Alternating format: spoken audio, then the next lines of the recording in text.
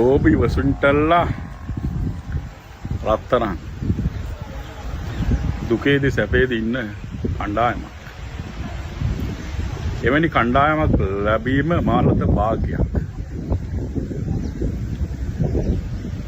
ජානක සෙනවිරත්නට තමුන්ගේ පාඩුවේ වැඩක් බලාගෙන ඉන්නවා. අපි ඩෝබියෝ හැටියට පේන්න පුළුවන්.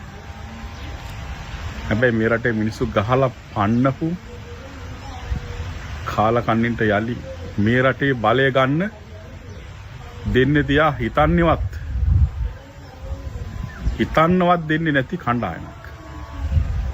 අපි මේ අනුර කුමාර දිසානායක ජනාධිපතිතුමා වෙනුවෙන් කොන්දේසි විරහිතව අපි සියලු දෙනාම එනි හිටිනවා.